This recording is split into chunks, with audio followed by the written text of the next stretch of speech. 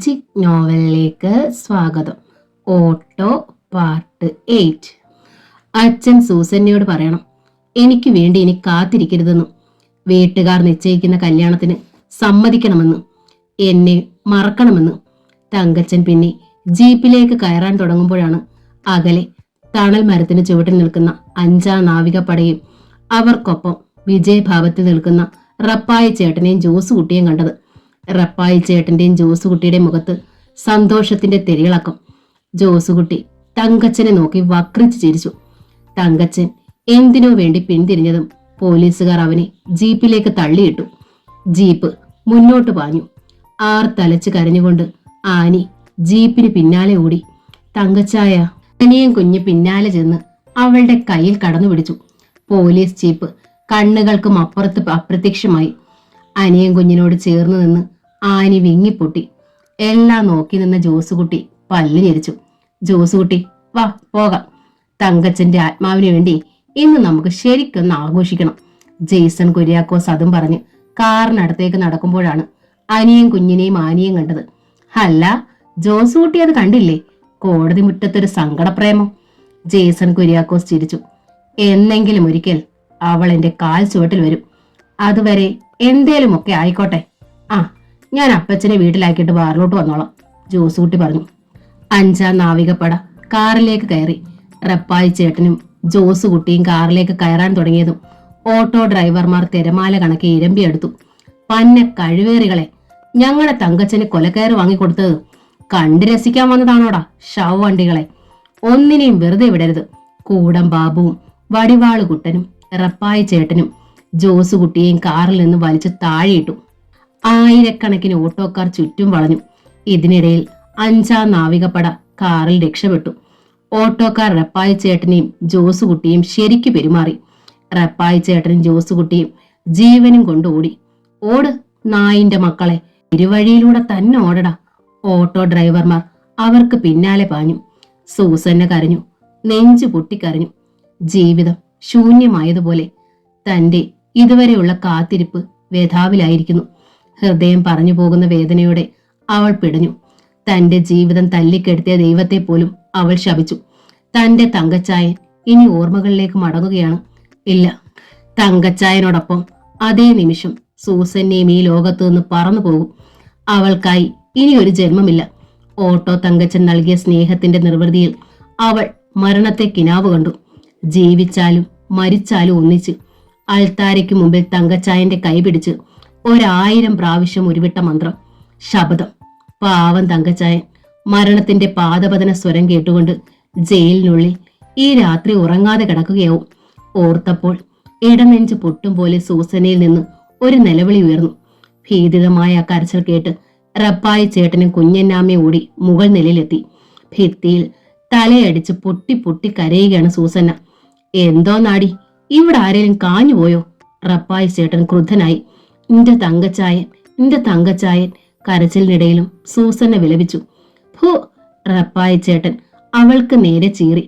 ചാകാൻ നേരെ നോക്കി ജയിലിൽ കിടക്കുന്ന ആ പരട്ടയുടെ പേരിൽ ഇവിടെ കരഞ്ഞാലുണ്ടല്ലോ, കൊല്ലും ഞാൻ.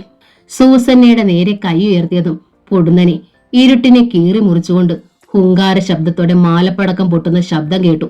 ഒപ്പം ആർപ്പ് വിളികളും. റപ്പായി ചേട്ടനും കുഞ്ഞന്നാമയും ജനാലയിലൂടെ പുറത്തേക്ക് നോക്കി. കണ്ടോടി കുഞ്ഞന്നാമേ, ദേവസ്യാച്ചായന്റെ മകനെ വധശിക്ഷയ്ക്ക് വിധിച്ചതിന് നാട്ടുകാരുടെ സന്തോഷം. വർദ്ധിച്ച ആവേശത്തോടെ റപ്പായി ചേട്ടൻ തുള്ളിച്ചാടി. സൂസന്ന കരച്ചിലിനിടയിലും നെഞ്ചിടിപ്പോടെ ജനാലയിലേക്ക് നോക്കി. തങ്കച്ചായന്റെ വീടിന് മുന്നിൽ ആരൊക്കെയോ പടക്കം പൊട്ടിച്ച് ആർത്ത് തിമിർക്കുകയാണ്. ആ വെളിച്ചത്തിൽ സൂസൻ ഒരു മുഖം തിരിച്ചറിഞ്ഞു. ജോസുകുട്ടി. ഇത് നാട്ടുകാരുടെ സന്തോഷ പ്രകടനമല്ലെന്ന് അവൾക്ക് തീർച്ചയായി. നാട്ടുകാർക്ക് പ്രിയപ്പെട്ടവനാണ് തന്റെ തങ്കച്ചായൻ. ഇത് ജോസുകുട്ടി കൂലിക്കെടുത്ത കവലച്ചട്ടമ്പികളുടെ പ്രകടനമാണ്. സൂസന്ന പിന്നെ ഒരു നിമിഷം അവിടെ നിന്നില്ല. അവൾ പിന്തിരിഞ്ഞോടി. എടി, അവിടെ നിൽക്കാൻ. റപ്പായി ചേട്ടനും കുഞ്ഞനാമയും പിന്നാലെ ചെന്നെങ്കിലും സൂസന്ന പുറത്തെ ഇരുട്ടിലൂടെ പോയി കഴിഞ്ഞിരുന്നു. പടക്കം പൊട്ടിച്ചും ആർത്ത് വിളിച്ചും നിൽക്കുന്നവർക്ക് മുന്നിലേക്ക് സൂസന്ന ഒരു ഈറ്റ പുലിയെപ്പോലെ ചീറി. നിർത്തടാ പട്ടികളെ! ആർത്തട്ടഹസിച്ചവർ പൊടുന്നനെ നിശ്ചലരായി. നിന്റെയൊക്കെ വീട്ടിലുള്ള ആരെയും വധശിക്ഷയ്ക്ക് വിധിച്ചാൽ ഇങ്ങനെയാണോടാ ചെയ്യുന്നത്? അവൾ കോപതാപങ്ങളിൽ ജ്വലിച്ചു. മറ്റൊരു മാലപ്പടക്കത്തിന് തിരികൊളുത്താൻ തുടങ്ങിയ ജോസുകുട്ടി ശബ്ദം കേട്ട് മുഖം തിരിച്ചു. സൂസന്ന അവൻ ഒരു കുതിപ്പിൽ അവൾക്ക് മുന്നിലെത്തി. അവളുടെ മുടിക്ക് കുത്തിപ്പിടിച്ചുകൊണ്ട് മറ്റുള്ളവരോടായി പറഞ്ഞു, ആ കിടക്കുന്ന മാലപ്പടക്കത്തിനൂടെ തീ കൊളുത്തടാ. ഓട്ടോ തങ്കച്ചന്റെ കഴുത്തിൽ കൊലക്കയറി വീഴുന്ന ദിവസം വരെ ഈ വീടിനു മുന്നിൽ വെടിവഴിപാട്. അത് തുണ്ടത്തിൽ ജോസുകുട്ടിയുടെ നേർച്ചയാ. പിന്നെ സൂസന്നെ വലിച്ചഴിച്ചുകൊണ്ട് നടന്നു. റപ്പായി ചേട്ടനും കുഞ്ഞന്നാമയും വീടിന് മുന്നിൽ പരിഭ്രാന്തരായി നിൽപ്പുണ്ടായിരുന്നു. ഈ പട്ടിച്ച് മുറിയിലേക്ക് ഇട്ട് അടച്ചേക്ക്. വെടിവഴിപാട് മാത്രമല്ല, ജോസുകുട്ടിയുടെ നേർച്ച. ആ ചെറ്റ ചാകുന്നതിന് മുമ്പ് ഇവളുടെ കല്യാണവും നടത്തും. കല്യാണത്തിന്റെ ബിരിയാണി അവനെ കൊണ്ട് ഞാൻ കഴിപ്പിക്കും. ഇവളുടെ കല്യാണത്തിന്റെ ശാപ്പാട് ചാകുന്നതിന് മുമ്പ് അവനും തിന്നണം. സൂസന്നെ റപ്പായി ചേട്ടന്റെ മുന്നിലേക്ക് പിടിച്ചു തള്ളിയിട്ട് ജോസുകുട്ടി ഒരു കൊടുങ്കാറ്റ് പോലെ പുറത്തേക്ക് പാഞ്ഞു. ആ രാത്രി മുഴുവൻ തങ്കച്ചന്റെ വീടിന് മുന്നിൽ ബഹളമായിരുന്നു. മാലപ്പടക്കത്തിന്റെ ഹുങ്കാര ശബ്ദത്തിൽ നാട് വീർപ്പടക്കി നിന്നു. ജോസുകുട്ടിയുടെ നേതൃത്വത്തിൽ കൂലിത്തല്ലുകാർ നൃത്തം വെച്ചു. സൂസന്ന മനമുരുകി കരഞ്ഞു. പിറ്റേന്ന് നേരം വെളുത്തപ്പോൾ ആ ദുരന്തമറിഞ്ഞ് റപ്പായി ചേട്ടനും കുഞ്ഞന്നാമ്മയും ജോസുകുട്ടിയും നടുങ്ങി. സൂസന്നെ കാണുവാനില്ല. ലക്ഷം ദേവസ്യാച്ചായന്റെ വീട്ടിൽ ശ്മശാന മൂകത തളം കെട്ടി നിന്നു. മരണവീട്ടിൽ നിന്നെന്ന പോലെ ഇടയ്ക്കിടെ അടക്കിപ്പിടിച്ച തേങ്ങലുകളും ദുഃഖം ഖനീഭവിച്ച പദം പൊറുക്കലുകളും ഉയർന്നുകൊണ്ടേയിരുന്നു. അയൽക്കാരും ബന്ധുക്കളുമൊക്കെ അവിടെ കൂട്ടം കൂടി നിൽപ്പുണ്ടായിരുന്നു. സ്ത്രീകൾ സാറാ ചേട്ടത്തെയും ആനിയെയും ഷൈനിയെയും ആശ്വസിപ്പിച്ചുകൊണ്ടിരുന്നു. പക്ഷേ അവരുടെ ആശ്വാസവാക്കുകളൊന്നും ആ സാധു കുടുംബത്തിന് സാന്ത്വനമായിരുന്നില്ല. ആ കുടുംബത്തിന്റെ നെടുന്തൂണാണ് വധശിക്ഷ കാത്ത് സെൻട്രൽ ജയിലിന്റെ കണ്ടംഡ് സെല്ലിൽ കിടക്കുന്നത്. എങ്ങനെ സഹിക്കും? എങ്ങനെ ആശ്വസിക്കും? ലക്ഷം ദേവസ്യാച്ചായൻ തിണ്ണയിലെ മുളന്തൂണിൽ ചാരി ഒരു നോക്കുകുത്തിയ പോലെ ഒരേ ഇരിപ്പാണ്. തെക്കതിലെ കുഞ്ഞോമാച്ചാനും കറവക്കാരൻ എസ്താപ്പാനും ദേവസ്യാച്ചായന്റെ അടുത്ത് വന്നു. ദേവസ്യാച്ച, കുഞ്ഞോമാൻ ശബ്ദം താഴ്ത്തി വിളിച്ചു. ദേവസ്യാച്ചായൻ ദയനീയമായി എല്ലാവരെയും നോക്കി. ആ കുഴിഞ്ഞ കണ്ണുകൾ നിറഞ്ഞൊഴുകുകയായിരുന്നു. കരയാതെ ദേവസ്യാച്ച, സാറാമയ്ക്കും പിള്ളേർക്കും നീയല്ലേ സമാധാനം കൊടുക്കേണ്ടത്. എന്നിട്ട് നീ തന്നെ തളർന്നാലോ? ചെന്ന് അവരെ ആശ്വസിപ്പിക്കുക. കുഞ്ഞോമാച്ചൻ ദേവസ്യാച്ചായന്റെ തോളിൽ പിടിച്ചു. വയ്യ കുഞ്ഞോമാച്ച, ഒന്നിനും എനിക്ക് വയ്യ. എന്റെ തങ്കച്ചൻ 28 വയസ്സുവരെ ഞാൻ അവനെ വളർത്തിയത് ഇതിനായിരുന്നോ? അവനെ കണ്ട് കൊതി തീർന്നു പോലും ഇല്ല കുഞ്ഞോമാച്ച. ഒരു കൊച്ചുകുട്ടിയെ പോലെ ദേവസ്യാച്ചൻ വിങ്ങി വിങ്ങി കരഞ്ഞു. ചുറ്റും കൂടി നിന്നവരുടെ കണ്ണുകളും നിറഞ്ഞു. താഴെ ഇടവഴിയിൽ തന്നെ 5 ഓട്ടോകൾ വന്നു നിൽക്കുന്ന ശബ്ദം കേട്ട് കുഞ്ഞോമാച്ചനും എസ്താപ്പാനും മുറ്റത്തേക്കിറങ്ങി. യൂണിയൻ ചെല്ലപ്പനും അനിയൻ കുഞ്ഞും കൂടം ബാബുവും വടിവാളുകുട്ടനുമൊക്കെ അവിടേക്ക് വന്നു. അവരെയൊക്കെ കണ്ടപ്പോൾ ദേവസ്യാച്ചയന്റെ ദുഃഖം നിയന്ത്രണാതീതമായി. എന്റെ തങ്കച്ചനിപ്പ എവിടാ? അവനെ ഒന്ന് കാണിച്ചു തരുവോ? നിങ്ങൾ അവന്റെ കൂട്ടുകാരല്ലേ? അവന്റെ അടുത്ത് എന്നെ ഒന്ന് കൊണ്ടുപോവോ? അയാൾ വിങ്ങിപ്പൊട്ടി. ചാച്ചൻ സമാധാനപ്പെട്, ഞങ്ങള് തങ്കച്ചന്റെ അടുത്ത് കൊണ്ടുപോകാം. അതിനു മുമ്പേ തങ്കച്ചനെ രക്ഷിക്കാൻ എന്തേലും വഴിയുണ്ടോ നോക്കട്ടെ. യൂണിയൻ ചെല്ലപ്പൻ ആശ്വസിപ്പിക്കാൻ ശ്രമിച്ചു. ഇന്നലത്തെ രാത്രിയത്തെ ബഹളമൊക്കെ നിങ്ങൾ അറിഞ്ഞായിരുന്നോ? ജോസുകുട്ടി കൂലിത്തലുകാരെയും കൂട്ടി പടക്കം പൊട്ടീരും വെല്ലുവിളിയൊക്കെ ആയിരുന്നു. എസ്തപ്പാൻ പറഞ്ഞു. തങ്കച്ചനെ തനിച്ചു വിടാൻ മനസ്സനുവദിക്കാത്തത് കൊണ്ട് സെൻട്രൽ ജയിലിൽ വരെ ഞങ്ങളും പോയി. തിരിച്ചു വന്നത് ഒത്തിരി വൈകിയ. ഇന്ന് രാവിലെയാ വിവരം അറിഞ്ഞത്. കൂടെ വേറൊരു കാര്യം അറിഞ്ഞു. ഇന്ന് രാവിലെ മുതൽ സൂസനെ കാണാനില്ലെന്ന് അനിയൻ കുഞ്ഞു പറഞ്ഞു. നേരാണോ അനിയൻ കുഞ്ഞെ? ആ പെങ്കൊച്ച് ഇത്തിരി മനുഷ്യപ്പറ്റുള്ളതായിരുന്നു. ഇന്നലെ ബഹളം നടന്നപ്പോ ആ പെണ്ണ ഓടി വന്നത്. എസ്തപ്പൻ ആരോടെന്നില്ലാതെ പറഞ്ഞു. ഓട്ടോക്കാർ വന്നതറിഞ്ഞ് സാറാ ചേട്ടത്തെ കരഞ്ഞു കലങ്ങിയ കണ്ണുകളോടെ വാതുക്കൽ പ്രത്യക്ഷപ്പെട്ടു. സാറാ ചേട്ടത്തേക്ക് പിന്നിൽ ആനിയും ഷൈനിയും. അവരുടെയൊക്കെ മുഖം കണ്ടാൽ ജീവനുണ്ടെന്ന് പോലും സംശയമായിരുന്നു. യൂണിയൻ ചെല്ലപ്പനെയും അനിയൻ കുഞ്ഞിനെയും ഒക്കെ കണ്ടപ്പോൾ സാറാ ചേട്ടത്തിക്ക് നെഞ്ചു പൊട്ടി പിളരുന്നത് പോലെ തോന്നി. എന്റെ തങ്കച്ചന് നിങ്ങൾ പോയി കണ്ടോ? അവസാനമായിട്ടൊന്ന് കാണാൻ ഞങ്ങളെ കൂടൊന്ന് കൊണ്ടുപോവോ? എന്റെ മോനൊരു അന്ത്യചുംബനം കൊടുക്കാനാ. പറഞ്ഞതും സാറാ ചേട്ടത്തി ഉറക്ക കരഞ്ഞു, നിർത്തലില്ലാതെ. എന്റെ അമ്മച്ചി, അങ്ങനൊന്നും പറയരുതേ. ആനി സാറാ ചേട്ടത്തെ കെട്ടിപ്പിടിച്ച് വിങ്ങി വിതുമ്പിപ്പൊട്ടി. പിന്നെ അതൊരു കൂട്ടക്കരച്ചിലായി. ആർക്കും ആരെ ആശ്വസിപ്പിക്കാനാവാതെ ഓരോരുത്തരും സ്വന്തം ദുഃഖങ്ങളിൽ ഒതുങ്ങിക്കൂടി. ആനിയുടെ ഹൃദയം പൊട്ടിയുള്ള കരച്ചിൽ തന്റെ നെഞ്ചിലാണ് പതിക്കുന്നതെന്ന് അനിയൻ കുഞ്ഞിന് തോന്നി.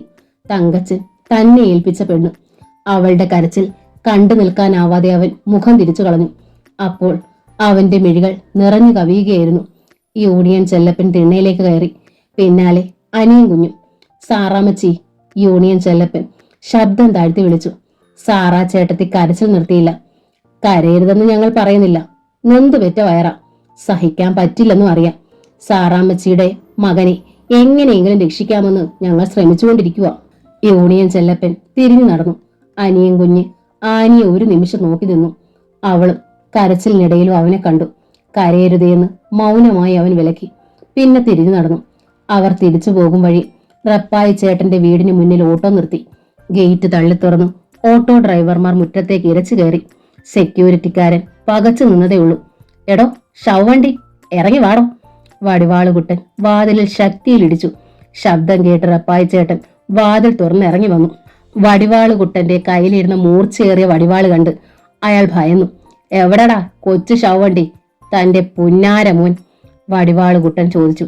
അപ്പോഴേക്കും സൂസനെ കാണാനില്ലെന്നറിഞ്ഞു വന്ന ബന്ധുക്കളും വരാന്തയിലേക്ക് ഇറങ്ങി വന്നതോടെ റപ്പായി ചേട്ടന് ധൈര്യമായി. ഇപ്പൊ അവനെ കണ്ടിട്ട് എന്താ ആവശ്യം? കൂടം ബാബു പാഞ്ഞു ചെന്ന് റപ്പായി ചേട്ടനെ പിടിച്ചു വലിച്ച് മുറ്റത്തേക്കിട്ടു. പട്ടി കഴിവേറിയുടെ മോനെ, അവനോട് പറഞ്ഞേക്ക് തങ്കച്ചന്റെ വീടിന്റെ പരിസരത്ത് എങ്ങാനും ചെന്നാൽ കാച്ചി കളയുമെന്നു. മഞ്ചട്ടി രമണൻ റപ്പായി ചേട്ടനെ പിടിച്ചുലച്ചു.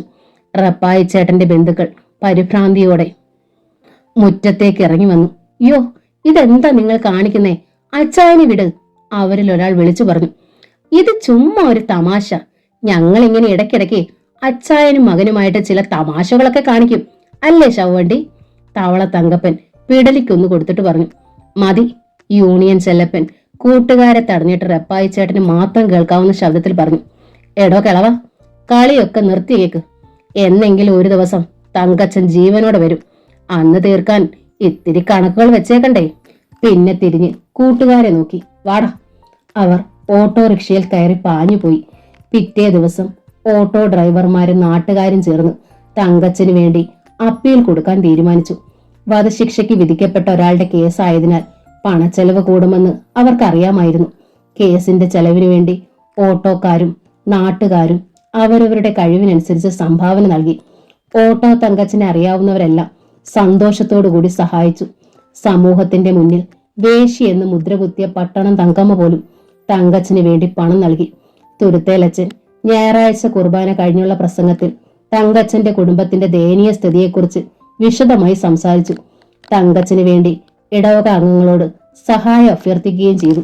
ഇടവക അംഗങ്ങളിൽ സാമ്പത്തിക ശേഷിയുള്ള വീടുകളിൽ അച്ഛൻ നേരിട്ട് ചെന്നു. വിവരമറിഞ്ഞ റപ്പായി ചേട്ടൻ തുരുത്തേലച്ചന്റെ നേരെ കയർത്തു. അച്ഛോ, അച്ഛൻ ഇത് എന്തിന്റെ ഭാവമാ? ഒരു കൊലപാതകയ്ക്ക് വേണ്ടി പണപ്പിരിവ് നടത്തുന്നത് ഇടവകയ്ക്ക് തന്നെ നാണക്കേടാ. കോടതി വധശിക്ഷ വിധിച്ചവനെ പുറത്തു കൊണ്ടുവന്നിട്ട് അച്ഛൻ എന്തോ ചേട്ടാനാ? ഈ ഇടവകയിലുള്ള കുറച്ചു പേരെ കൂടി കൊല്ലിക്കാനോ? മങ്ങാട്ടുപറമ്പിൽ കുര്യാക്കോസ് മുതലാളിയോടായി കളിക്കുന്നതെന്ന് മറക്കണ്ട. റപ്പായി ചേട്ടൻ അടിമുടി വിറയ്ക്കുകയായിരുന്നു. റപ്പായി, തുരുത്തേലച്ചൻ മെല്ലെ വിളിച്ചു. തങ്കച്ചന്റെ കൈപ്പിഴ കൊണ്ട് ഒരു തെറ്റ് സംഭവിച്ചു. അതിന് ഇത്ര വലിയൊരു ശിക്ഷ വേണമായിരുന്നു റപ്പായി. ആ കുടുംബം ഇന്ന് അനാഥമാണ്. മനുഷ്യരെ സ്നേഹിക്കുകയും അവരുടെ ദുഃഖത്തിൽ പങ്കുചേരുകയും ചെയ്യുന്ന ഒരു പുരോഹിതൻ എന്ന നിലയിൽ ആ കുടുംബത്തിന്റെ കണ്ണുനീര് കണ്ടില്ലെന്ന് നടിക്കാൻ എനിക്കാവില്ല. തങ്കച്ചനെയും ആ സാധു കുടുംബത്തെയും സഹായിച്ചതിന്റെ പേരിൽ എന്ത് ശിക്ഷ തന്നാലും സന്തോഷത്തോടെ അത് സ്വീകരിക്കാൻ ഞാൻ ഒരുക്കമാണ്. ദേവസ്യാച്ചായനോട് അല്പം കരുണ കാണിക്കാൻ റപ്പായിക്ക് ഇതൊരവസരമാണ്. തുരുത്തേലച്ചന്റെ ശാന്തമായ സ്വരം. ഹോ, കാരുണ്യം! ചത്തുപോയാൽ തെമ്മാടിക്കുഴിയിൽ ഇടേണ്ട ഒരുത്തന് വേണ്ടിയിട്ടാ അച്ഛൻ പണപ്പിരിവ് നടക്കുന്നതെന്ന് ഓർമ്മ വേണം. അച്ഛന്റെ ഈ തോന്നിയാസം നിർത്താമോന്ന് ഞാനും ഒന്ന് നോക്കട്ടെ. ബിഷപ്പിനെ എനിക്കും അറിയാച്ചോ. റപ്പായി ചേട്ടൻ നിലത്ത് ചവിട്ടി മെതിച്ച് പള്ളി മേടയിൽ നിന്ന് ഇറങ്ങി നടന്നു. ദിവസങ്ങൾ കൊഴിഞ്ഞു വീണുകൊണ്ടിരുന്നു. 5ാം നാവികപ്പടയ്ക്ക് മുന്നിൽ തല കുമ്പിട്ടിരിക്കുകയാണ് ജോസുകുട്ടി. എല്ലാവരുടെയും മുന്നിൽ താൻ തീരെ ചെറുതാകുന്നത് പോലെ അവന് തോന്നി.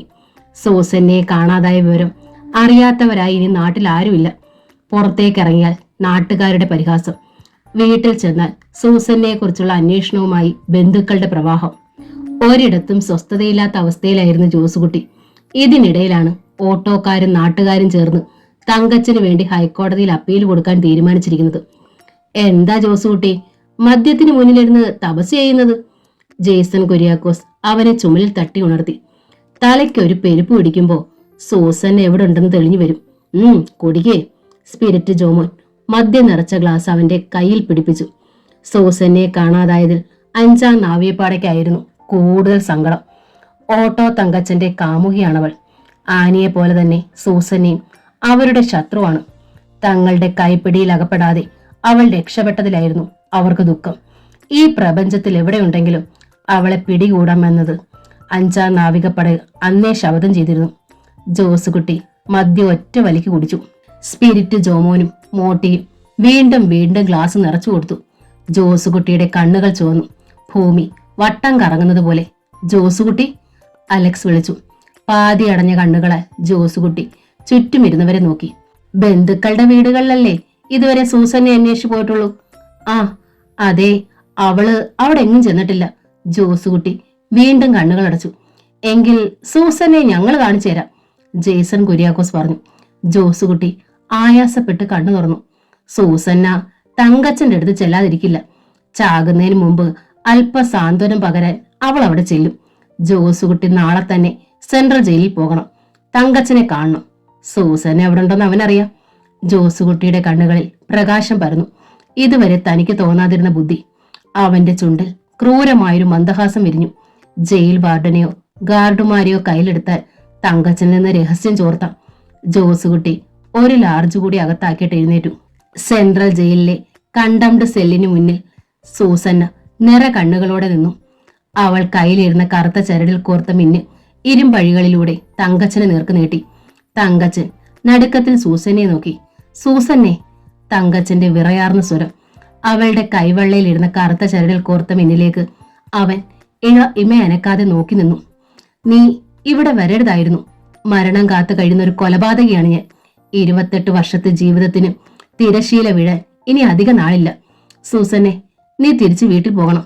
തങ്കച്ചന്റെ ഹൃദയത്തിൽ നിന്നായിരുന്നു വാക്കുകൾ ചിതറി വീണത്. തങ്കച്ചായ, ആരുടെയെല്ലാം കാലു പിടിച്ചിട്ടും കണ്ണീരൊഴുക്കിയിട്ടുമാണെന്നോ തങ്കച്ചായനെ കാണാൻ എനിക്കൊരു അനുവാദം കിട്ടിയത്? എന്നെ ഉപേക്ഷിക്കരുത് തങ്കച്ചായ. ഒരു ജന്മം മുഴുവൻ സ്നേഹിച്ചെന്റെ പ്രതിഫലമായിട്ടെങ്കിലും ഈ മിന്നെന്റെ കഴുത്തിലൊന്ന് കെട്ടിത്തരുവോ? അവളുടെ ശബ്ദം ചിലമ്പിച്ചിരുന്നു. അവളുടെ വാക്കുകൾ നൽകിയ നൊമ്പരത്താൽ അവൻ പിടഞ്ഞു. പറ തങ്കച്ചായ, അതിനുവേണ്ടി മാത്രമാ ഞാൻ വന്നത്.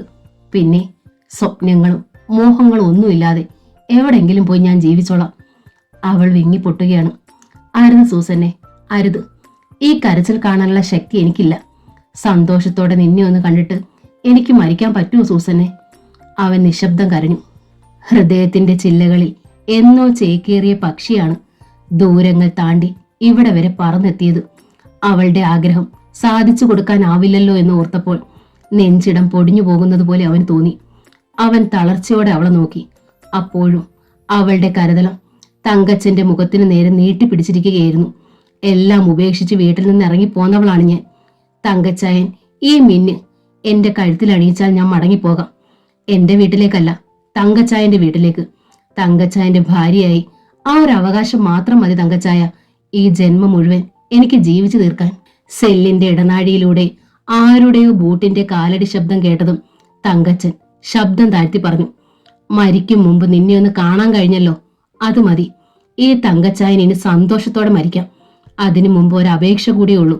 വധശിക്ഷയ്ക്ക് വിധിക്കപ്പെട്ട ഒരാളുടെ അന്ത്യാഭിലാഷമായി കരുതിയാൽ മതി. നീ വീട്ടിലേക്ക് തിരിച്ചു പോകണം. എന്നെ മറക്കണം. പിന്നെ മറ്റൊരാളുടെ വാക്കുകൾ പൂർത്തിയാക്കാൻ തങ്കച്ചന് കഴിഞ്ഞില്ല. ഉള്ളിൽ നിന്ന് തികട്ടി വന്ന തേങ്ങൽ പുറത്ത് കേൾക്കാതിരിക്കാൻ അവൻ അധരം കടിച്ചു നിന്നു. നിന്റെ തങ്കച്ചായ. അവൾ ഒരു നിലവിളിയോടെ ഇരുമ്പഴികളിൽ മുഖമമർത്തി നിന്ന് കിതച്ചു. അങ്ങനെ പറയരുതേ തങ്കച്ചായ. തങ്കച്ചൻ മെല്ലെ കൈ നീട്ടി അവളുടെ കണ്ണുനീരൊപ്പി. ഗാർഡ് സെല്ലിനടുത്തേക്ക് വരുന്നത് കണ്ടപ്പോൾ തങ്കച്ചൻ മന്ത്രിക്കും പോലെ പറഞ്ഞു, പൊയ്ക്കോ, ഇനി ഇവിടെ വരരുത്. അവൻ മെല്ലെ അവളുടെ മുഖത്തു നിന്ന് കൈകൾ പിൻവലിച്ചതും സൂസന്ന ആ കൈ കടന്നെടുത്ത് ചുംബിച്ചു. പിന്നെ കയ്യിലിരുന്ന മിന്ന് അവൾ സ്വയം കഴുത്തിൽ കെട്ടി. സൂസന്നെ, അരുത്. പക്ഷേ അവൾ അത് കേട്ടില്ല. അപ്പോഴേക്കും ഗാർഡ് സെല്ലിനടുത്ത് എത്തിയിരുന്നു. സന്ദർശന സമയം കഴിഞ്ഞു, അയാൾ അറിയിച്ചു. അവൾ ഒരിക്കൽ കൂടി തങ്കച്ചനെ ഒന്ന് നോക്കിയിട്ട് സാരി തലപ്പുകൊണ്ട് കണ്ണുകളൊപ്പി. ജീവിച്ചാലും മരിച്ചാലും ഒന്നിച്ചെന്നല്ലേ അൾത്താരയ്ക്ക് മുമ്പിൽ വെച്ച് നമ്മൾ പ്രതിജ്ഞ എടുത്തത്. അതുകൊണ്ട് തങ്കച്ചായൻ ഈ ലോകത്തോട് വിട പറയുന്ന ദിവസം വരെ സൂസന്നയ്ക്ക് ആയുസുണ്ടാകൂ. അവൾ ഒന്ന് രണ്ട് ചുവട് മുന്നോട്ട് നടന്നിട്ട് എന്തോ ഓർത്തിട്ടെന്നോണം നിന്നു. പിന്നെ തിരിച്ച് സെലിന് മുന്നിലെത്തി. ഒന്ന് കാണണമെന്നേ ആശിച്ചുള്ളൂ. ഈ മിന്ന് കഴുത്തിലൊന്ന് അണിയണമെന്നേ മോഹിച്ചുള്ളൂ. മതി, തൃപ്തിയായി, ഞാൻ പോയിക്കോട്ടെ. അവൾ പിന്നെ അവിടെ നിന്നില്ല, തിരിഞ്ഞു നടന്നു. ലക്ഷം ദേവസ്യാച്ചായനും കുടുംബത്തിനും ഊണും ഉറക്കവും ഇല്ലാത്ത ദിനരാത്രങ്ങളായിരുന്നു കൊഴിഞ്ഞു വീണത്. ആരും ആരോടും മിണ്ടാറില്ല. ഓരോരുത്തരും ഓരോ ലോകത്ത് ചടഞ്ഞുകൂടിയിരിക്കുന്നു. അവരുടെ എല്ലാം മനസ്സിൽ തങ്കച്ചനെ കുറിച്ചുള്ള ഓർമ്മകൾ മാത്രമായിരുന്നു. ബന്ധുക്കളും തുരുത്തേലച്ഛനും അയൽക്കാരുമൊക്കെ സദാസമയം സാന്ത്വന വാക്കുകളുമായി ദേവസ്യാച്ചായന്റെയും സാറാ ചേട്ടത്തിയുടെയും മക്കളുടെയും അടുത്തു തന്നെ നിന്നു. ഒരു കുടുംബത്തിന്റെ മുഴുവൻ പ്രതീക്ഷകളുമാണ് അസ്തമിച്ചത്. സാറാ ചേട്ടത്തി കരഞ്ഞു കരഞ്ഞു തളർന്ന് ഒരേ കിടപ്പാണ്. കൈ വളരുന്നോ കാല് വളരുന്നോ എന്ന് കണ്ണിൽ എണ്ണയൊഴിച്ച് കാത്തിരുന്ന മാതൃഹൃദയം തന്റെ കടിഞ്ഞൂൽ കുഞ്ഞിന്റെ ദുരന്തമോർത്ത് തകരുകയാണ്. 28 വർഷകാലം തന്നെ അമ്മച്ചി എന്ന് വിളിച്ച പിന്നാലെ നടന്ന മകൻ പാതി വഴിയിൽ ജീവിതം അവസാനിപ്പിക്കുകയാണ്. വഴി തെറ്റി മേയുകയാണ്. നിന്റെ തങ്കച്ച, ഈ അമ്മച്ചിക്ക് മുമ്പേ നീ പോകുവാണോടാ? സെമിത്തേരിയിലോട്ട് ഇനി ആരാടാ മോനെ ഈ അമ്മച്ചിയെ ചുമക്കുന്നത്? ഈ അമ്മച്ചിക്ക് ഒരു അന്ത്യ ചുംബനം തരാൻ ഇനി ആരാടാ ഉള്ളത്? സ്വബോധം നഷ്ടപ്പെട്ടതുപോലെ സാറാ ചേട്ടത്തി ഹൃദയം പൊട്ടിക്കരഞ്ഞു. അത് കേട്ടതും ആ വീട്ടിൽ വീണ്ടും കൂട്ട നിലവിളി ഉയർന്നു. എല്ലാറ്റിനും കാരണക്കാരി ഞാനാണല്ലോ തങ്കച്ചായ. ആനി തല തല്ലിക്കരഞ്ഞു. അവിടെ കൂടി നിന്നവരെല്ലാം മനമുരുകിയ നിമിഷങ്ങൾ. അപ്പോഴും ദേവസ്യാച്ചായൻ തിണ്ണയിലെ മുളന്തൂണിൽ ചാരി അകലേക്ക് മിഴികൾ നട്ട ഒരേ ഇരിപ്പായിരുന്നു. ഒരു കളിമൺ പ്രതിമ പോലെ. തന്റെ കാലശേഷം തനിക്ക് പകരം നിൽക്കേണ്ടവളാണ് എല്ലാവരെയും തനിച്ചാക്കി കടന്നുപോയത്. ജീവിതത്തിന് മുന്നിൽ അന്ധകാരം പടരുന്നത് പോലെ ആ വൃദ്ധന് തോന്നി. ഓട്ടോറിക്ഷ താഴെ ഇടവഴിയിൽ നിർത്തി യൂണിയൻ ചെല്ലപ്പനും അനിയും കുഞ്ഞുമൊക്കെ ഇറങ്ങുമ്പോഴേ ദേവസ്യാച്ചായന്റെ വീട്ടിൽ നിന്നുള്ള കൂട്ട നിലവിളി കേട്ടു. ഈ കരച്ചില കാണാൻ പറ്റാത്തത്. ഇവരെ എന്തു പറഞ്ഞാ ഒന്ന് ആശ്വസിപ്പിക്കുന്നത്? ദൈവം ഈ കുടുംബത്തോട് കരുണ കാട്ടിയില്ലല്ലോ കർത്താവേ. അനിയൻ കുഞ്ഞ് ദുഃഖത്തോടെ ആരോടെന്നില്ലാതെ പിറുപിറുത്തു. ആ കൂട്ടക്കരച്ചിലിനിടയിലും ആനിയുടെ ശബ്ദം അനിയൻ കുഞ്ഞ് തിരിച്ചറിഞ്ഞു. യാന്ത്രികം എന്നോണമാണ് അവൻ ആ വീട്ടിലേക്ക് കയറിയത്. ഓട്ടോ ഡ്രൈവർമാരെ കണ്ടപ്പോൾ ബന്ധുക്കളും അയൽക്കാരും ഒക്കെ ചുറ്റും കൂടി. വക്കീലിനെ കണ്ടിട്ട് എന്തായി? തങ്കച്ചനെ വെറുതെ വിടുവോ? എല്ലാവർക്കും അറിയേണ്ടത് അത് മാത്രമായിരുന്നു. അപൂർവങ്ങളിൽ അത്യപൂർവമായ കുറ്റത്തിനാ വധശിക്ഷ വിധിക്കുന്നത്. സെഷൻസിനുള്ള വിധി ഹൈക്കോടതി കൺഫേം ചെയ്യുകയും വേണം. അതൊക്കെ കഴിഞ്ഞിട്ടേ എന്തേലും ചെയ്യാൻ പറ്റൂന്നാ വക്കീല് പറഞ്ഞത്. യൂണിയൻ ചെല്ലപ്പൻ ശബ്ദം താഴ്ത്തി പറഞ്ഞു. അപ്പോ തങ്കച്ചനെ രക്ഷിക്കാൻ പറ്റില്ലേ? അവന്റെ കഴുത്തേൽ കൊലക്കയർ തന്നെ വീഴോ ചെല്ലപ്പാ? കുഞ്ഞോമാച്ചൻ സങ്കടത്തോടെ ചോദിച്ചു. നിങ്ങളെ സമാധാനപ്പെട്. നിങ്ങളെക്കാൾ കൂടുതൽ തങ്കച്ചനെ സ്നേഹിക്കുന്നവരാ ഞങ്ങള്. അവനെ രക്ഷിക്കാൻ എന്തു ചെയ്യാനും ഞങ്ങൾ തയ്യാറാ. അത് പറഞ്ഞ് യൂണിയൻ ചെല്ലപ്പൻ ദേവസ്യാച്ചായന്റെ അടുത്തേക്ക് ചെന്നു. ദേവസ്യാച്ചായൻ നിറനയനങ്ങളോടെ എല്ലാവരും ഒന്ന് നോക്കി. ചാച്ച സങ്കടപ്പെടരുത്. തങ്കച്ചന് വേണ്ടി ചെയ്യാവുന്നതൊക്കെ ഞങ്ങൾ ചെയ്യും. അനിയൻ കുഞ്ഞ് ആശ്വാസ വാക്കുകൾ ചൊരിഞ്ഞു. ദേവസ്യാച്ചായനിൽ നിന്ന് ഒരു തേങ്ങൽ ഉയർന്നു. അനിയൻ കുഞ്ഞ് ഒരു നിമിഷം എന്തോ ഒന്ന് ഓർത്തിട്ട് അകത്തെ മുറിയിലേക്ക് കയറി. അനിയൻ കുഞ്ഞിനെ കണ്ടതും സാറാ ചേട്ടത്തിയുടെ ദുഃഖം അണ പൊട്ടി ഒഴുകി. എന്റെ മോനെ ഒന്ന് കൊണ്ടുപോയി കാണിക്കുവോ അനിയൻ കുഞ്ഞെ? ഈ അമ്മച്ചിക്ക് അവനെ ഒന്ന് കാണാനാ. അടുത്ത മുറിയുടെ വാതുക്കൽ ആനിയുടെ കരഞ്ഞു കലങ്ങിയ കണ്ണുകൾ അവൻ കണ്ടു. അനിയൻ കുഞ്ഞ് അവൾക്കടുത്തേക്ക് ചെന്നു. അവനെ കണ്ടതും അവൾ വെങ്ങിപ്പൊട്ടി. കരയരുത്. ദൈവം നമ്മുടെ കൂടെ ഉണ്ടെന്ന് വിശ്വസിക്ക്. നമ്മുടെ കല്യാണം നടത്തിത്തരാൻ തങ്കച്ചൻ ജീവനോടെ ഉണ്ടാകണമെന്ന് പ്രാർത്ഥിക്കണം. അവളുടെ കണ്ണുകൾ നിറഞ്ഞൊഴുകുകയാണ്. ആ ദുഃഖം കണ്ടു നിൽക്കാനാവാതെ അനിയൻ കുഞ്ഞ് തിരിഞ്ഞു നടന്നു. സൂസന്നെ കാണാതായിട്ട് ദിവസങ്ങൾ കഴിഞ്ഞിരിക്കുന്നു. അവളെ തേടി ജോസുകുട്ടി അലയാത്ത സ്ഥലങ്ങളില്ല. അതിനുവേണ്ടി പണമേറെ ചെലവാക്കുകയും ചെയ്തു. ഓരോ പ്രാവശ്യവും സൂസന്നെ തേടി പോകുമ്പോഴും റപ്പായി ചേട്ടനിൽ നിന്ന് നല്ലൊരു തുക അവൻ കൈപ്പറ്റിക്കൊണ്ടിരുന്നു. തങ്കച്ചന്റെ വധശിക്ഷ നടപ്പാക്കുന്നതിന് മുമ്പ് സൂസന്നയുടെ വിവാഹം നടത്തണമെന്ന് അവന് വാശിയായിരുന്നു. ജോസുകുട്ടിയുടെ ദൂർത്തും ധാരാളിത്വവും റപ്പായി ചേട്ടന് സഹിക്കാൻ പറ്റുന്നതിന്റെ അപ്പുറത്തായിരുന്നു. അവന്റെ വിട്ട ജീവിതം കാരണം വീണ്ടും ശവവണ്ടി വലിക്കേണ്ടി വരുമോന്ന് പോലും അയാൾ സംശയിച്ചു. അടുത്ത ദിവസവും ജോസുകുട്ടി കുളിച്ച് വേഷം മാറി റപ്പായി ചേട്ടന്റെ അടുത്തെത്തി. റപ്പായി ചേട്ടൻ അവനെ അടിമുടിയൊന്ന് നോക്കി. എവിടേക്കോ ദൂരയാത്രയ്ക്കുള്ള തയ്യാറെടുപ്പിലായിരുന്നു ജോസുകുട്ടി. പെട്ടിയും തൂക്കി രാവിലെ നീ എങ്ങോട്ടാ? റപ്പായി ചേട്ടൻ ചോദിച്ചു. മകളൊരുത്തി കാരണം ഇവിടെ അടങ്ങിയിരിക്കാൻ പറ്റുമോ? ആങ്ങളയായി പോയില്ലേ? നാശം പിടിച്ചവളെ കൊന്നു കുഴിച്ചു മൂടണം. ഇപ്പോൾ തന്നെ അവൾക്ക് വേണ്ടി രൂപ എത്രയാ ചെലവായെന്ന് അപ്പച്ചൻ അറിയൂ? ആ, ഒരു 10-25,000 രൂപ ഇങ്ങതാ. ഇനി ആ മൂദേവിയും കൊണ്ടേ ഞാൻ തിരിച്ചു വരും. നീ എന്തോ നാടാ ജോസൂട്ടി പറയുന്നേ? 2-3 ദിവസം മുമ്പും നീ 25,000 രൂപ മേടിച്ചില്ലേ? അതെന്തേ? റപ്പായി ചേട്ടൻ കണ്ണു വിളിച്ചു. ഓ, ഇപ്പൊ കണക്ക് ചോദിക്കുവാണോ? പുന്നാര മോള് പോയത് ഞാൻ പറഞ്ഞിട്ടാണോ?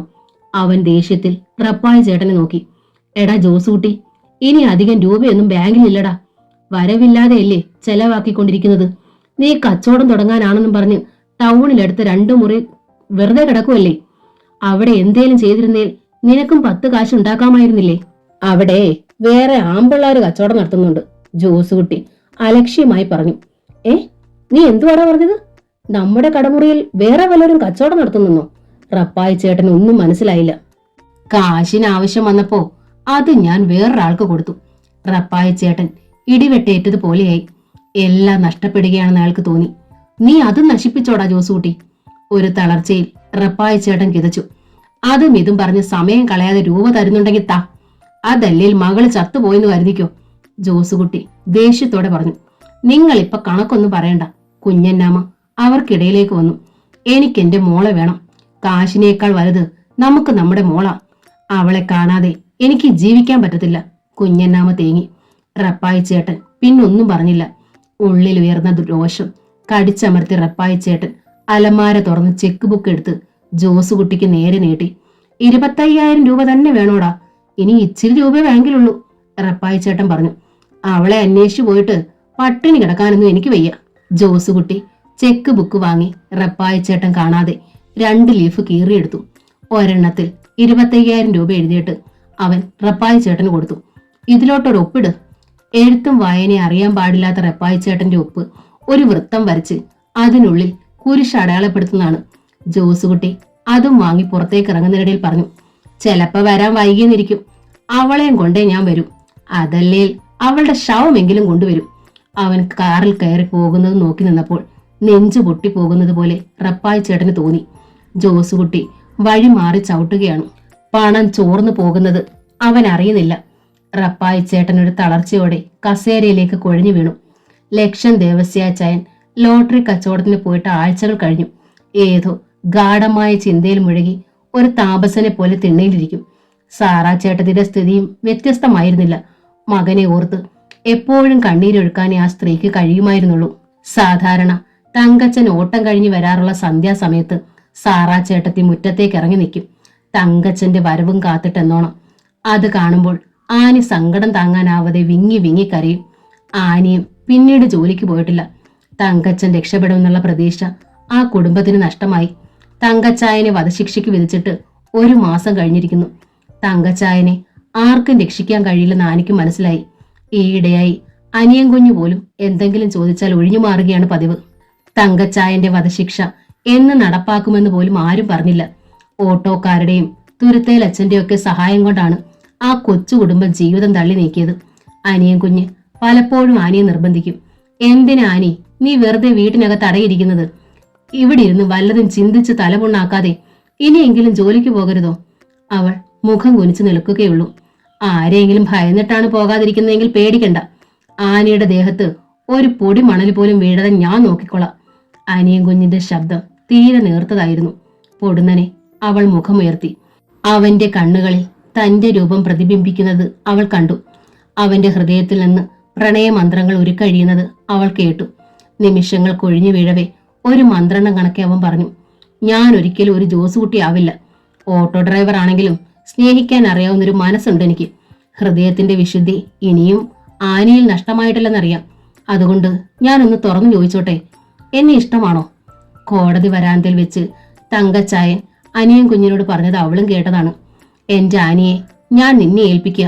തങ്കച്ചന്റെ വാക്കുകൾ 1000 പ്രാവശ്യം അവളുടെ ഹൃത്തടത്തിൽ മുഴങ്ങി. പറഞ്ഞോളൂ, മറുപടി എന്താണേലും അനിയൻ കുഞ്ഞിന് തങ്കച്ചന്റെ പെങ്ങളോട് പിണക്കാനാവില്ല. എന്നെ ഇഷ്ടമാണോ? അവൾ ഒരിക്കൽ കൂടി അവന്റെ കണ്ണുകളിലേക്ക് നോക്കി. പിന്നെ മെല്ലെ മുഖം കുനിച്ച് തലയിളക്കി. മതി, ഈ ഒരു സമ്മതം മതി എനിക്ക്. അനിയൻ കുഞ്ഞ് നടന്നു നീങ്ങുന്നത് നോക്കി നിൽക്കെ അവളുടെ അന്തരംഗം മന്ത്രിച്ചു. അതെ, ജോസ് കുട്ടിയേക്കാൾ ഒരു പണവട തൂക്കം കൂടുതൽ. അന്ന് സന്ധ്യയ്ക്ക് ആനി ജോലി ചെയ്യുന്ന ടെലിഫോൺ ബൂത്തിന്റെ ഉടമ പണിക്കര് ചേട്ടൻ വീട്ടിലെത്തി. അപ്പോഴും ദേവസ്യാച്ചായൻ തിണ്ണയില് മുളന്തൂണിൽ ചാരിയിരിപ്പുണ്ടായിരുന്നു. ആരുടെ ശബ്ദം കേട്ടാണ് ആനി വാതിൽ പാളിയിലൂടെ എത്തി നോക്കിയത്. മണ്ണെണ്ണ വിളക്കിന്റെ വെളിച്ചത്തിൽ പണിക്കര് ചേട്ടനെ കണ്ടതും അവൾ പെട്ടെന്ന് പുറത്തേക്ക് ഇറങ്ങി വന്നു.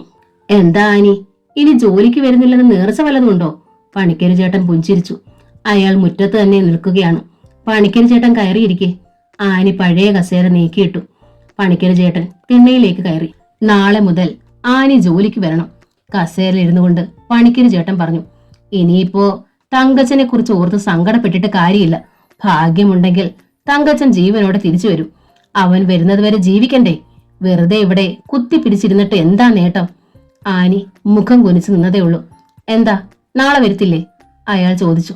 വരാം എന്ന അർത്ഥത്തിൽ അവൾ തല ചലിപ്പിച്ചു. പണിക്കര് ചേട്ടൻ ചിരിച്ചു. ആ പിന്നെ ആനിയെ കാണാൻ മാത്രമല്ല ഞാനിപ്പോ വന്നത്.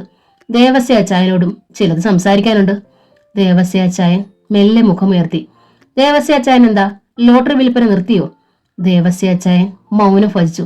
ദേവസ്യാച്ച, എല്ലാം വിധിയാണെന്ന് സമാധാനിക്കണം. നിങ്ങളുടെ പ്രാർത്ഥന ദൈവം കേൾക്കാതിരിക്കില്ല. തങ്കച്ചനെ വെറുതെ വിടണമെന്ന് തന്നെയാ എന്റെ മനസ്സ് ഇപ്പോഴും പറയുന്നത്. പണിക്കര് ചേട്ടൻ ഒരു നിമിഷം നിർത്തിയിട്ട് തുടർന്നു. തങ്കച്ചനില്ലാത്തപ്പോ ഈ കുടുംബം നടത്തേണ്ടത് ദേവസ്യാച്ചായന. കടമകളൊന്നും മറക്കരുത്. നാളെ മുതൽ ആനി ജോലിക്ക് വരുന്ന കൂടെ ദേവസ്യാച്ചായനും വരണം. ലോട്ടറി എടുക്കാൻ എന്റെ കയ്യിൽ പൈസയൊന്നുമില്ല. ഒടുവിൽ ദേവസ്യാച്ചായൻ ശബ്ദിച്ചു. അപ്പോഴും ആ കണ്ണുകൾ നിറഞ്ഞിരുന്നു. അത് ശ്രദ്ധിക്കാത്തതുപോലെ പണിക്കര് ചേട്ടൻ തുടർന്നു. അന്ന് റെപ്പായിക്ക് 1ാം സമ്മാനം അടിച്ചിട്ട് കമ്മീഷൻ കിട്ടാതിരുന്നത് വേറൊരാളുടെ കയ്യിൽ നിന്ന് ടിക്കറ്റ് എടുത്ത് വിറ്റത് കൊണ്ടല്ലേ? അത് വേണ്ട. ഇനി മുതൽ ദേവസ്യാച്ചായൻ സ്വന്തമായിട്ട് ഏജൻസി എടുക്ക്. ഞാൻ സഹായിക്കാം. കടമായിട്ട് മതി. തിരിച്ചു തരാൻ ദേവസ്യാച്ചായന്റെ കയ്യിലുള്ളപ്പോ തന്നാ മതി. എന്താ? ദേവസ്യാച്ചായൻ അവിശ്വസനീയതയോടെ പണിക്കര് ചേട്ടനെ നോക്കി. നാളെ അങ്ങോട്ട് വാ, ബാക്കിയൊക്കെ അവിടെ വെച്ച് സംസാരിക്കാം. പണിക്കര് ചേട്ടൻ എഴുന്നേറ്റു. രാത്രിയിൽ യാത്ര ചോദിക്കുന്നില്ല, ചെറു പുഞ്ചിരിയോടെ പറഞ്ഞിട്ട് പണിക്കര് ചേട്ടൻ നടന്നു. പിറ്റേ ദിവസം ആനിയോടൊപ്പം ദേവസ്യാച്ചായനും പണിക്കര് ചേട്ടനെ കാണാൻ പോയി. അന്ന് തന്നെ പണിക്കര് ചേട്ടനോടൊപ്പം ലോട്ടറി ഓഫീസിൽ ദേവസ്യാച്ചായനും പോയി. 2 ദിവസം കഴിഞ്ഞപ്പോൾ ദേവസ്യാച്ചായന്റെ പേരിൽ ഏജൻസി ലൈസൻസ് കിട്ടി. പണിക്കര് ചേട്ടന്റെ നിർദ്ദേശമനുസരിച്ച് തൽക്കാലം ടെലിഫോൺ ബൂത്തിൽ തന്നെയായിരുന്നു ഏജൻസി ഓഫീസ്. ടെലിഫോൺ ബൂത്തിന് മുകളിൽ മറ്റൊരു ബോർഡ് കൂടി വന്നു. ലക്ഷം Devasya, Kunnel, lucky centre. Auto ഡ്രൈവർമാരുടെയും നാട്ടുകാരുടെയും സാന്നിധ്യത്തിൽ കുന്നേൽ ലക്കി സെന്റർ എന്ന സ്ഥാപനം തുരുത്തേലച്ചൻ ഉദ്ഘാടനം ചെയ്തു. ലക്ഷം ദേവസ്യാച്ചായന്റെ ജീവിതത്തിലെ ഒരാഗ്രഹം പൂവണിയുകയായിരുന്നു. ജീവിതത്തിലേക്കുള്ള ഒരു തിരിച്ചുവരവ്. ഉദ്ഘാടനത്തിൽ പങ്കെടുത്തവരെല്ലാം ലോട്ടറി വാങ്ങി. ആ കുടുംബത്തിന്റെ ദുരന്തത്തിൽ സഹതപിച്ചവരൊക്കെ ദേവസ്യാച്ചായനോട് ടിക്കറ്റ് വാങ്ങുവാൻ ഓരോ ദിവസവും അവിടെ എത്തി. വീണ്ടും ദിവസങ്ങൾ കഴിഞ്ഞു. ടെലിഫോൺ ബൂത്തിലെ ലോട്ടറി വിൽപ്പന ആനിയെ ഏൽപ്പിച്ചിട്ട് വൈകുന്നേരങ്ങളിൽ ദേവസ്യാച്ചായൻ ബസ് സ്റ്റാൻഡിലും കവലകളിലുമൊക്കെ ലോട്ടറി വിൽക്കാൻ പോയി തുടങ്ങി. ഒരാഴ്ച കഴിഞ്ഞപ്പോൾ ദേവസ്യാച്ചായൻ പത്രങ്ങളിലൂടെ ആ വാർത്ത അറിഞ്ഞു. താൻ വിറ്റ ടിക്കറ്റിന് 1ാം സമ്മാനം. ആ കണ്ണുകളിൽ പ്രതീക്ഷയുടെ മിന്നലാറ്റം തെളിഞ്ഞു. വീണ്ടും താൻ വിറ്റ ടിക്കറ്റിന് 1ാം സമ്മാനം കിട്ടിയിരിക്കുന്നു. ഒരിക്കൽ തന്നെ കൈവിട്ടുപോയ സൗഭാഗ്യം വീണ്ടും തന്നെ തേടിയെത്തിയിരിക്കുന്നു. ഓട്ടോ എന്ന നോവലിന്റെ ഈ ഭാഗം ഇവിടെ പൂർണ്ണമാവുകയാണ്. ഈ നോവൽ നിങ്ങൾക്ക് ഇഷ്ടമായെങ്കിൽ ലൈക്ക് ചെയ്ത്, ഷെയർ ചെയ്ത്, സബ്സ്ക്രൈബ് ചെയ്യണേ. Thank you.